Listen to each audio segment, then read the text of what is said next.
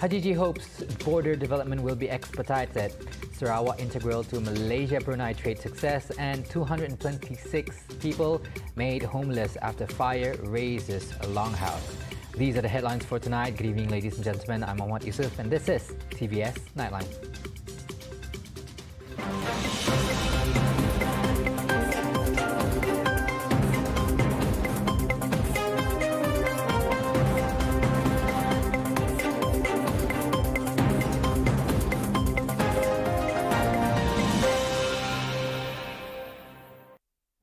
A total of 226 people from 39 families were rendered homeless when Rumah Bujang Longhouse at Rantau Kiran, Kampung Mendapit in Limbang was razed to the ground on Wednesday morning.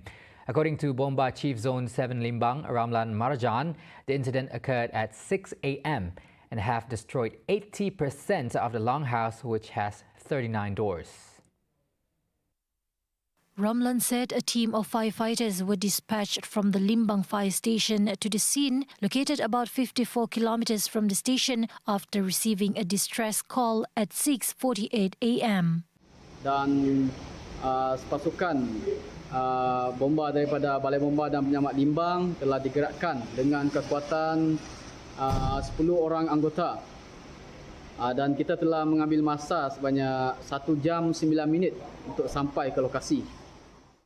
The team arrived more than an hour later, where the operation commander reported that a 39-door longhouse measuring 780 times 100 square feet was totally destroyed by fire. Operasi pemadaman telah dilakukan dengan menggunakan sumber air daripada jentera, dan yang kedua sumber air daripada tangki domestik, dan yang ketiga kita menggunakan sumber air daripada kolam sumber air terbuka. He further added that there were no casualties or injuries reported. The cause of the fire and total losses have yet to be ascertained. The operation ended at 12:43 p.m. Now, Sarawak aspires to establish a trade and tourism office in Brunei Darussalam in an effort to boost the state's and country's economy in general. Sarawak Premier Datuk Petinggi Tan Sri Abang Johari Tun Openg said the aspiration has been conveyed to Prime Minister Datuk Sri Anwar Ibrahim, as he is confident in Sarawak's performance in contributing to the national commerce sector. Dari sudut ekonomi, di mana kita telah kenal pasti ruang untuk kita bekerjasama. Dari sudut ekonomi sektor pertanian dan juga sektor pelancongan. Dan keduanya saya telah memaklumkan kepada Perdana Menteri Kerajaan Brunei Darussalam di bawah tuanku telah bersetuju untuk Sarawak mempunyai satu pejabat perniagaan dan pelancongan di Bandar Sri Begawan seperti yang kita adakan di Singapura. Dan ini akan sudah tentu menjadi satu kemudahan bagi kita merapatkan perhubungan yang baik di antara Brunei Darussalam dengan Sarawak. Bahkan sebenarnya ditingkatkan perhubungan yang baik ini. Dan perkara ketiga ialah dari perubahan sosial di antara Brunei dan kita di Sarawak. He said this after attending the Prime Minister's dinner with the Malaysian diaspora in Brunei on Tuesday. Meanwhile, Abang Johari said Sarawak and Brunei have long-standing cooperation in various fields that benefited both sides.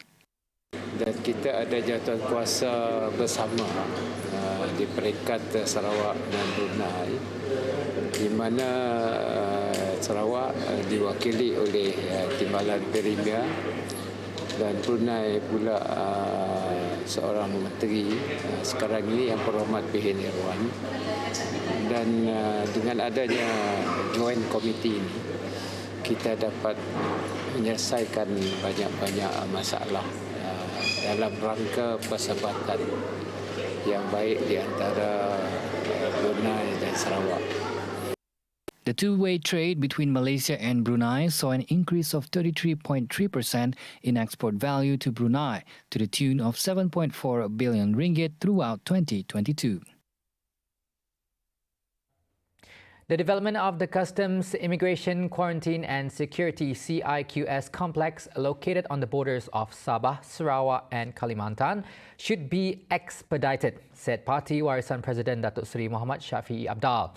This was following an announcement made by the Prime Minister Datuk Seri Anwar Ibrahim, whereby he approved an allocation of 1 billion ringgit for the commencement of the upgrading works after chairing the Malaysian Agreement 1963 MA63 Implementation Action Council meeting in Kuching last Friday on January 20th. Shafie said the upgrading will enable better connectivity between Malaysia and Indonesia, especially from the social aspect, aside from further facilitating the entry of labour from the neighbouring country for the plantation sector, especially in Sabah. And for more details on the matter, we have Amirul Mukminin, who is currently on the line right now. Amirul, whenever you're ready, on you. Thank you, Yusuf. Today we live cross from Kota Kinabalu, Sabah, which we talk about the expedite work to upgrade Sabah's Sarawak borders with Kalimantan.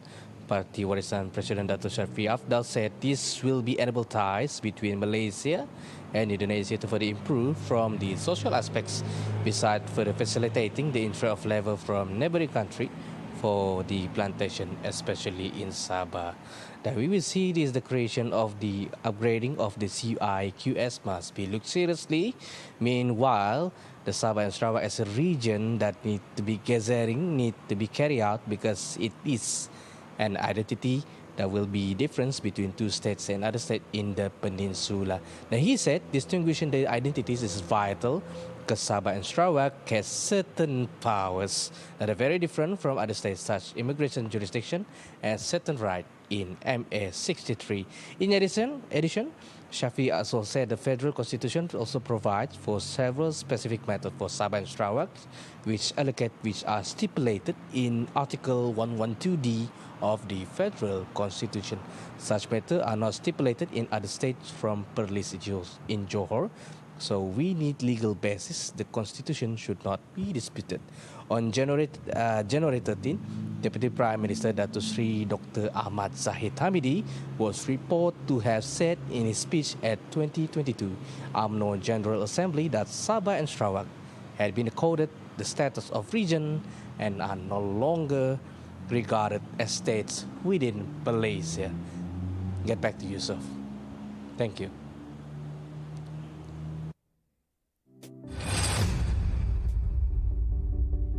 Thank you, Amirul. The Prime Minister Datuk Seri Anwar Ibrahim acknowledged Sarawak's efforts in exploring the new hydrogen economic sector, which has proven fruitful. According to him, Sarawak is now at the forefront of the sector and even shines in digitalization. In connection to this, he said the federal government will continue to support Sarawak's endeavours. Keutamaannya ekonomi. Ada orang kata, oh tak boleh, keutamaannya mesti akidah dan akhlak, betul. Tetapi kita gunakan teras nilai tadi ini, bila saya sebut ekonomi, perniagaan mesti maju. Ada bidang-bidang baru, saya sebut macam di Sarawak, hydrogen, digitalization. Ini dia lebih advance. Dan kita harus gunakan seluruh kekuatan untuk dukung usaha-usaha sedemikian. Ya. Tetapi yang harus difikirkan, umpamanya tadi dalam perbincangan kita, Ketua Menteri sebut tentang area pelancongan. Ya. Tetapi pelancongan itu akan merupakan pekerjaan baru, keuntungan syarikat. Jadi soal nilai dan ihsan, kasih sayang itu harus ada. He said this when attending a dinner with Malaysian diaspora at Malaysian High Commission in Brunei on Tuesday. Commenting further on Sarawak's endeavours, Anwar said other sectors also need to be improved, including tourism, as it would open up job opportunities and sustain industry players. Meanwhile, the Prime Minister said Malaysia is now focusing fully on efforts to spur economic growth by supporting states' agendas. Tumpuan kita pacu pertumbuhan ekonomi. Kerana ekonomi itu asas. Nak cakap nak bela nasib miskin, nak buat sekolah lebih baik, ataupun ganjaran dan upah yang lebih baik untuk pejabat awam, peluang perniagaan. Semua itu titik tolaknya peluang usaha perniagaan dan membangunkan ekonomi. Sebab itu bila saya ke negeri-negeri, belum sempat ke Sabah atau ke Sarawak, saya beritahu apa keutamaan negeri memacu bidang-bidang yang baru. Itu bagi saya menggalakkan. The dinner, held in conjunction with Anwar's official 2-day visit here, was also attended by Anwar's wife, Datuk Sri Dr. Wan Azizah Wan Ismail, Sarawak Premier Datuk Patinggi Tan Sri Abang Johari Tun Openg, and Sabah Chief Minister Datuk Sri HAJIJI Noor. Also present in the dinner was Foreign Minister Datuk Sri Dr. Zamri Abdul Kadir and Sarawak Deputy Premier Datuk Amar Awang Tengah Ali Hassan. The cooperation of Sarawak and Brunei will pave the way for more development of the halal industry. This is the opinion of the Lecturer of Economics at the Faculty of Economics and Business, University of Malaysia Sarawak, UNIMAS, Dr. Zul Hazwan Husaini, who is in the view that Sarawak should seize the opportunity to the fullest and attract investors from Brunei. Jika kita lihat Brunei ini adalah lebih cenderung dikatakan capital incentive country, dan Sarawak harus mengambil kesempatan ini untuk menarik pelabur-pelabur daripada Brunei untuk melabur industri pengeluaran industri halal di Sarawak. Okey, jika kita lihat apa kelebihan yang kita ada di Sarawak, Sarawak ini mempunyai sumber alam dan tanah yang luas, dan ini sebenarnya harus disokong oleh pelaburan-pelaburan besar agar sumber-sumber yang kita ada ini dapat ditransformasi, dapat menghasilkan sesuatu nilai ekonomi yang besar. Adding further, he said it is about time for Sarawak to focus on the production of halal industry after developing food and agriculture industry in Samalaju. Therefore, he said Sarawak-Brunei collaboration serves as the most appropriate medium to attract the investors. This will reduce transportation and production costs and produce economic output at the lowest cost. On another matter, Prime Minister Datuk Seri Anwar Ibrahim talked about the Malaysian Agreement 1963 or MA63. In it, he explained that the unity government will respect the principles set by the leaders of the current time. Yang kedua, soal MA63 itu alhamdulillah banyak yang sudah tercapai. Ini ada kritikan dari beberapa pembangkang di Semenanjung di Tanua ni, dia cari nak dukungan di Sarawak sampai fikir Sarawak. Tak betul. Saya fikir apa dia prinsipnya? Perjanjian itu dimeterai pada tahun 1963. Itu persefahaman di antara tokoh-tokoh negarawan kita, bapa-bapa kemerdekaan kita, itu yang mereka sepakati. Ada hal yang mungkin dinilai oleh saya, sedikit saya setuju tak setuju, tapi itu tidak penting. Kita dapat perjanjian, kita kena honor komitmen itu. Itu yang saya lakukan. Dan saya ucap terima kasih bukan saja di kementerian di Semenanjung, tapi juga pimpinan Sabah dan Sarawak yang beri kerjasama, yang tahu keupayaan kita. Tapi bagi saya mesti menunjukkan keikhlasan. Mesti ada keikhlasan untuk melaksanakan. Tidak baik bagi satu negara sistem federal di mana ada perasaan tersisih atau terbiar di mana-mana negeri atau wilayah. Dan alhamdulillah banyak yang telah kita capai dan kita boleh baca kenyataan kita dan keputusan. Anwar expressed his gratitude to the leaders in Peninsular Malaysia, Sabah and Sarawak who worked together to make progress in MA63 negotiations.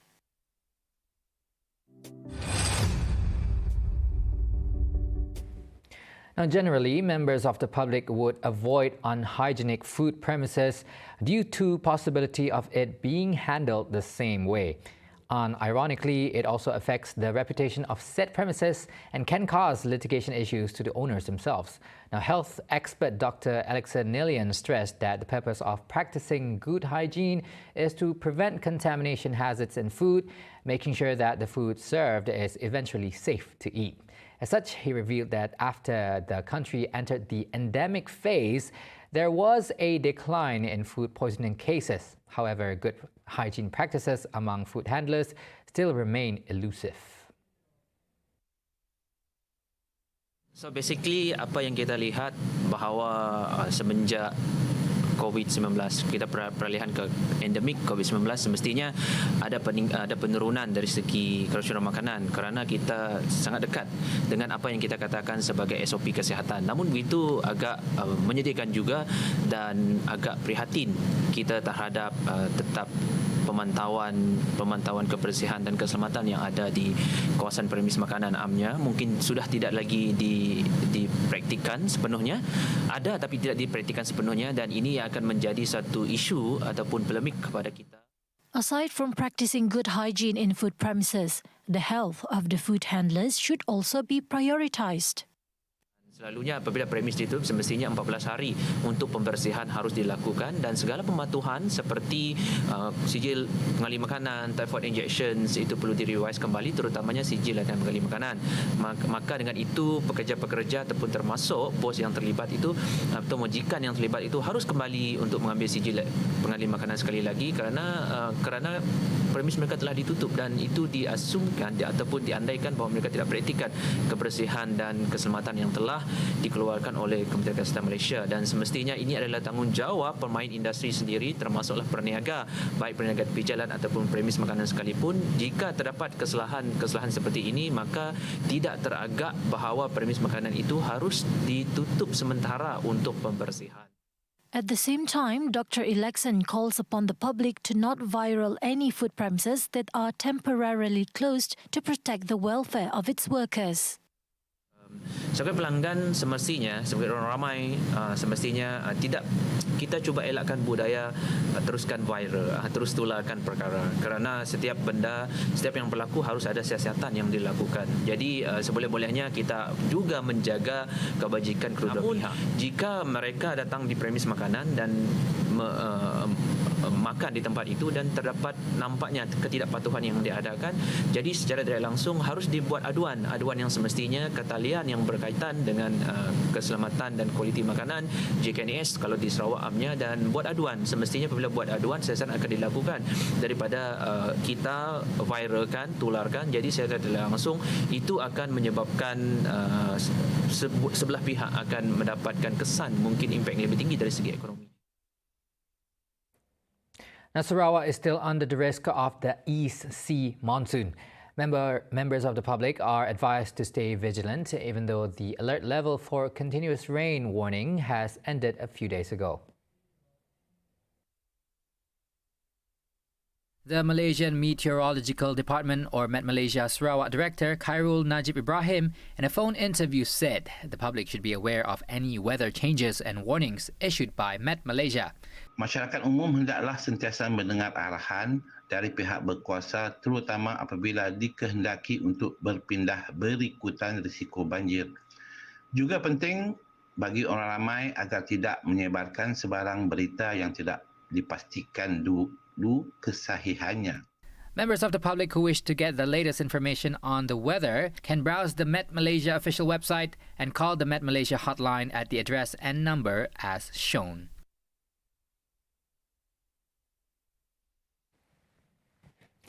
Coming up right after the break, should discussions be held to address the hike in price of Umrah packages?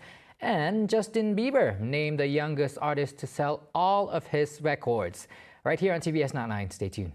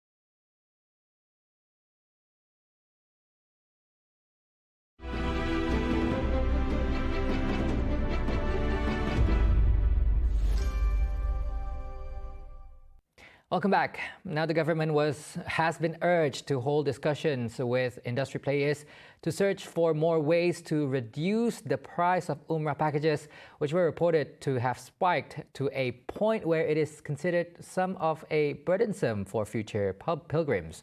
Umrah Travel Sdn Bhd Executive Chairman Dato' Ahmad Tajuddin Idris Al-Manhaji said the discussion is to identify the factors causing the increase in prices and how to reduce them. He said this when appearing as a guest on the Apa Kabar Malaysia program titled Hike in 2023 Hajj and Umrah Travel Costs on Bernama TV on Wednesday. Tajuddin further emphasized that there are three factors influencing the price of Umrah packages, including the lower exchange rate of the national currency compared to the Riyal, high demand, and efforts to revive business by industry players. Meanwhile, Saudi Arabia's Anabat Al Manasik company spokesperson in Malaysia, Ustaz Ahmad Fazrin Yahya, who was also a guest in the program, said the increase in price of Umrah packages does not only affect Malaysia, but globally as well. 6 initiatives by the Works Ministry KKR have been implemented as of the third week of January. Its Minister Datuk Seri Alexander Nantalinggi assured the public that his ministry will continue to address issues raised by the community nationwide. On his Facebook post, among the initiatives implemented was the reduction of the speed limit on federal roads nationwide from 90 to 80 kilometers per hour from January 18th to 27th. Nanta also held a meeting between Touch and Go project with the Plus Highway and the Malaysian Highway Authority LLM to resolve the issue of radio frequency identification RFID congestion, and plans were afoot to add 12 RFID lanes by mid-April this year. At the same time, a total of 232 million ringgit had been set aside to carry out repairs on infrastructural damage in Peninsular Malaysia following the recent floods. His ministry will continue to implement various initiatives in the near future to ensure that the welfare of the people is attended to. The federal government is devising a new strategy to deal with the cost of living issue. Economy Minister Rafizi Ramli said this includes creating a food supply chain domestically by encouraging agricultural activities to grow raw materials that can replace imported products such as chili. Langkah untuk jangka panjang juga sedang diteliti untuk membolehkan jaminan bekalan makanan untuk memenuhi permintaan dan seterusnya membantu mengawal kenaikan harga. According to Rafizi, the Ministry of Economy, the Ministry of Domestic Trade and Cost of Living KPDN, the Ministry of Finance and the Ministry of Agriculture and Food Security are among the government agencies that are currently devising a strategy to address the cost of living. He said this in a press conference in conjunction with the release of the December 2022 Consumer Price Index CPI data in Putrajaya earlier today. Adding further, Rafizi said in establishing the food chain supply, the government will also involve the poor and the hardcore poor as entrepreneurs or growers of raw materials. This, he said, is to ensure most of the food supply is locally cultivated. Ini contohnya chili. Chili banyak diimport daripada Vietnam. Chili boleh ditanam tanpa masalah di sini kan. Tapi dari segi pelaksanaan, kita nak pastikan bahawa kita bukan sahaja bantu orang tanam cili, tapi kita kena pastikan bahawa penjualan cili itu memang sudah ada pasaran yang menerimanya. Rafizi said the government will also collaborate with government-linked companies GLCs, as well as Iskandar Malaysia, the East Coast Economic Region ECER, and the Northern Corridor Economic Region NCER to expand their ongoing food value chain-related projects.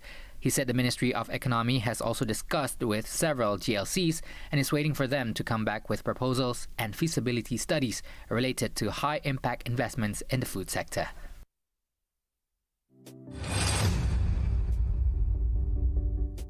Onto some global updates. The United States is poised to start a process that would send dozens of M1 Abrams battle tanks to Ukraine According to U.S. officials, such a decision by the country would come a few days after Washington argued against it, despite demands by Kiev and public pressure from Berlin as it faced calls to send German battle tanks. The officials, under the guise of anonymity, said an announcement would come immediately, while another source who's familiar with the matter said a total of 30 tanks could be delivered over the coming months. These tanks would likely be procured through the Ukraine Security Initiative, or USAI, which allows President Joe Biden to get weapons from the industry rather than from U.S. weapons stock. It is possible that the Biden administration could also use the USAI to buy tanks from allies, fix them, and then send them to Ukraine, which the process can take months or even years. The United States and its allies failed during talks in Germany last week to convince Berlin to provide its battle tanks to Ukraine, which is a key demand from Kiev as it tries to breathe new momentum into its fight against Russian forces. Wrapping up tonight's Nightline, Justin Bieber has sold his entire music catalog for $200 million to a music rights investment company called Hipgnosis, making him the youngest artist to ever do so in his generation. Being only 28 years old, Bieber is now among a handful of artists such as Neil Young, Stevie Nicks, and Justin Timberlake, to name a few, who have sold their rights to their music royalties. By acquiring rights to Bieber's catalog, Hipgnosis will earn revenue when Bieber's music is streamed online or used for movies or advertisements. Since his debut, Bieber has released a total of 291 songs, 6 studio albums, as well as a number of remix and compilation albums. The superstar has also released songs that are released with prolific collaborators, including Daddy Yankee and Luis Fonsi on 2017's hit song Despacito. In 2021, many artists had rushed to sell their rights before the Biden administration allowed capital gains taxes to increase, according to Billboard. Other artists, particularly those nearing the end of their careers, more often chose to sell their rights for estate planning purposes. In contrast to Bieber, Taylor Swift is taking an opposite tactic as she continues to maintain creative control and re-recording some of her songs to gain publishing rights to her music, as she has been recognized as one of the best songwriters in current times. And that's all the time we have for tonight's TVS Nightline. Once again, my name is Muhammad Yusuf. Thank you for watching and good night.